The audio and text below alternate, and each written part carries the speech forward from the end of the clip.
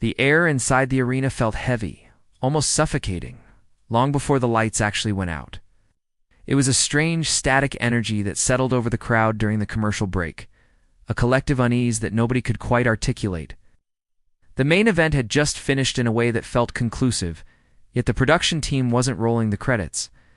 The copyright logo didn't flash in the bottom corner.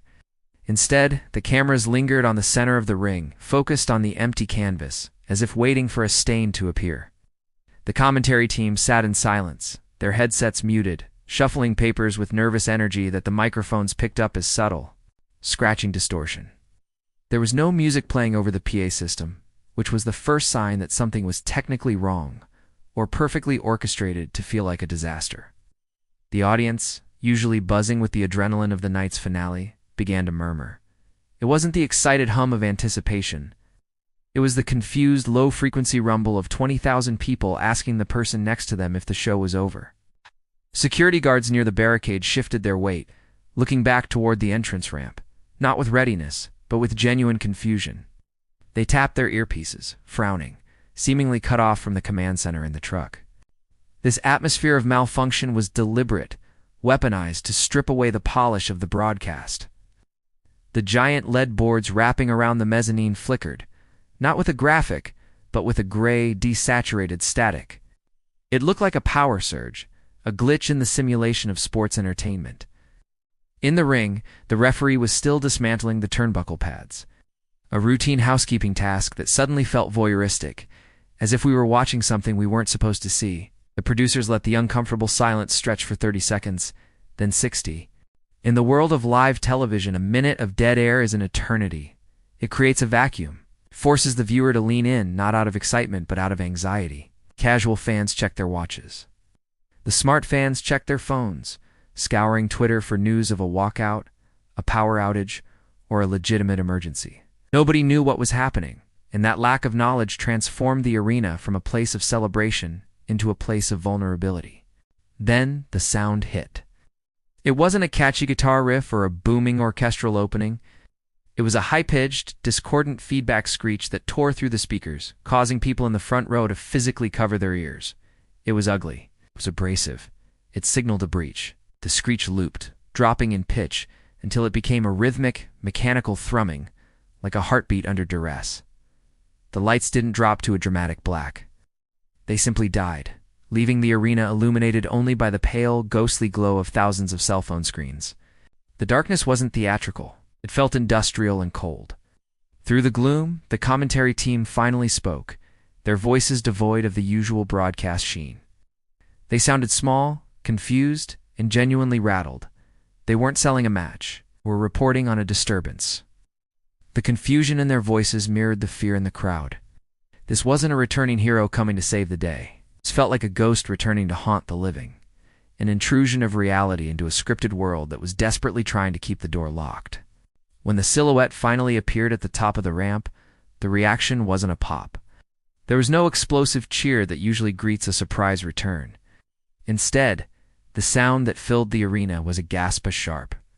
Collective intake of breath from 20,000 people, simultaneously realizing they were witnessing something forbidden. The figure stood motionless in the shadows, backlit by a single flickering spotlight that seemed to struggle to stay on. It was a visual language of instability. As the camera zoomed in, fighting against the low light, the features became clear, and the gasp turned into a disjointed wave of noise. It was a mix of screams, boos, and a strange, terrified cheering. It was the sound of a crowd that didn't know how to feel, only that they were witnessing history.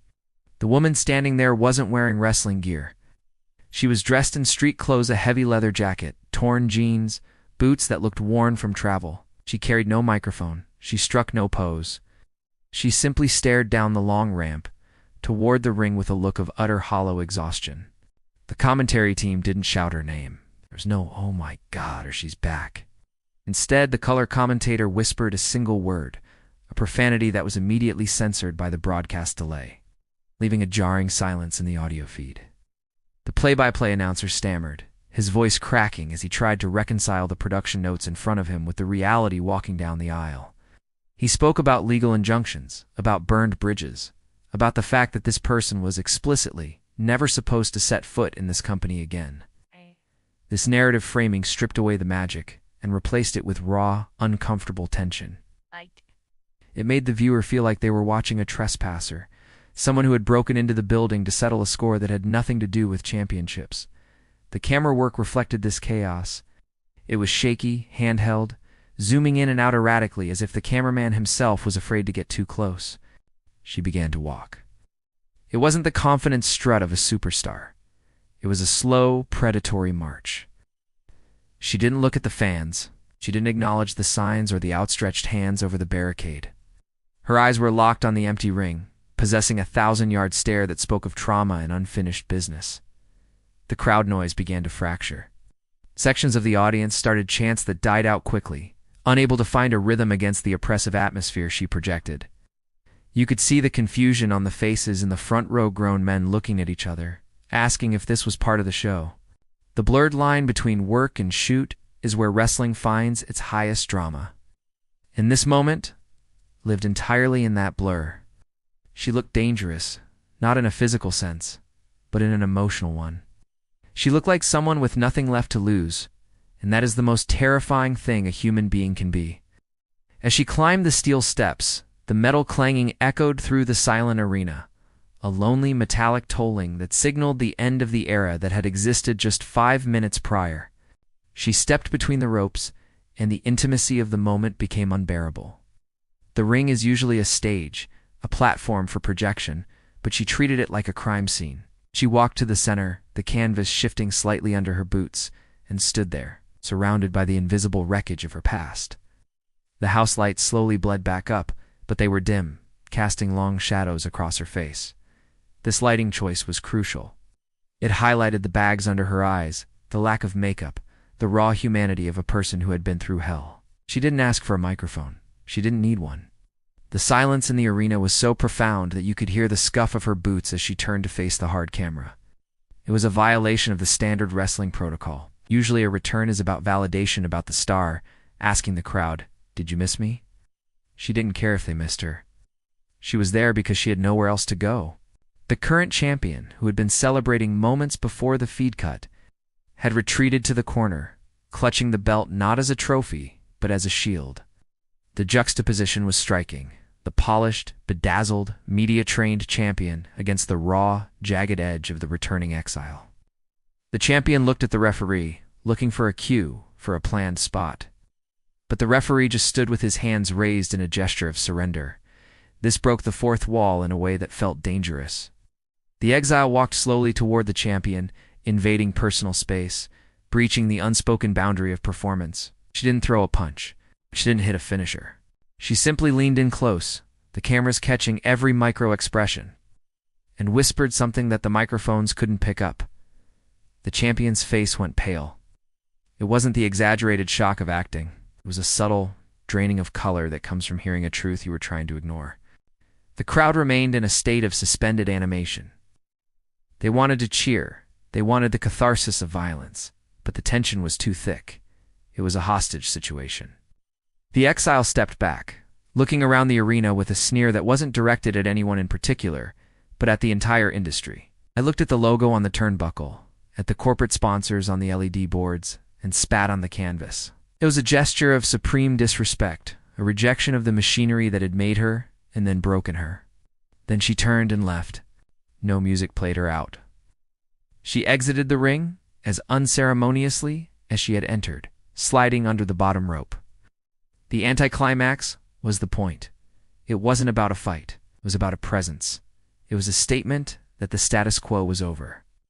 As she walked up the ramp, the crowd finally found its voice, a mix of boos and applause that sounded like confusion weaponized. They knew everything had changed, but they didn't know if it was for the better.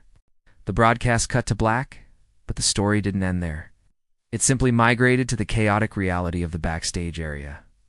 In the digital age, the show continues on social media, and the aftermath of the return was immediate and volatile. Twitter trended worldwide within seconds, not with hashtags of excitement, but with questions of legitimacy. The dirt sheets, the wrestling news sites, were in a frenzy, reporting conflicting stories. Some claimed it was a masterful work of fiction. Others claimed security had been breached, and legal teams were already drafting lawsuits. This fog of war is the ultimate goal of modern wrestling storytelling.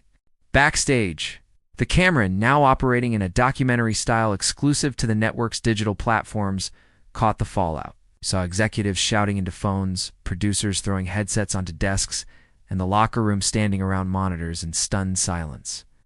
This wasn't the usual banter of wrestlers watching a match. This was the workforce realizing their hierarchy had just been demolished. The locker room reaction was the most telling narrative device. We saw established stars, usually portrayed as invincible, looking insecure. They whispered in corners, checking their contracts, realizing that the oxygen in the room was now being consumed by one person. The return of the Exile didn't just add a name to the roster, it threatened the spots of everyone else.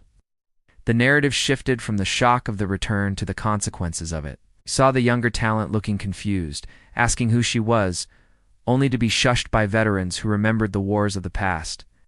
It established a generational divide, a conflict between the new era of polished athleticism and the old era of gritty, character-driven storytelling.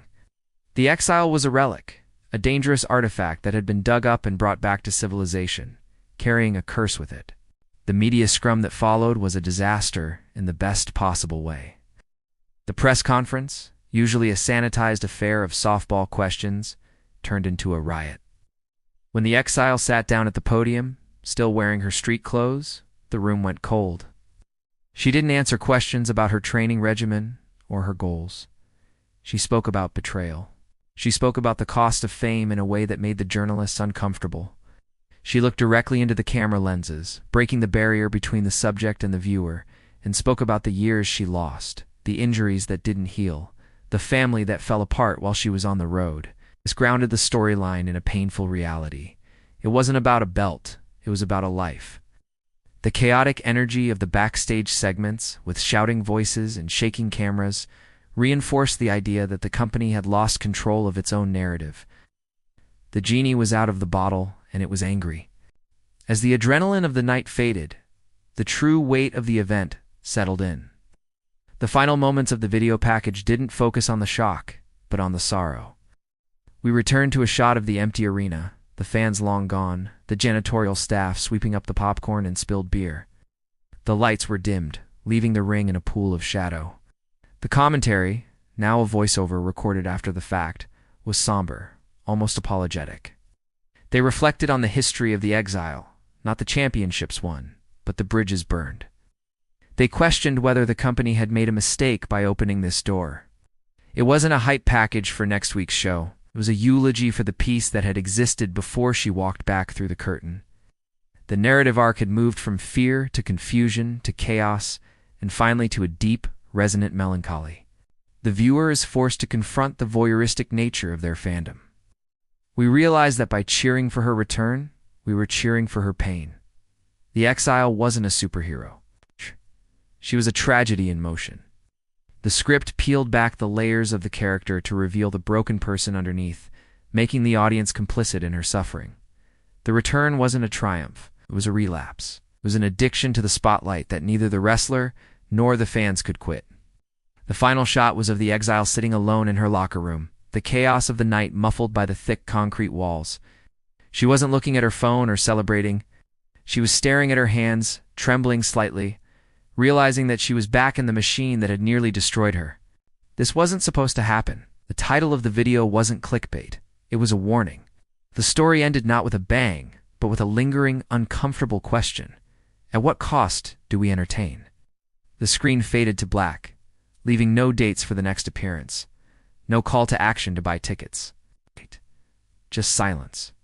It left the viewer sitting in the dark, much like the fans in the arena, feeling the heavy, suffocating weight of a reality that had just shattered the illusion. The return changed everything, not because of what she would do next, but because of what her presence said about the past.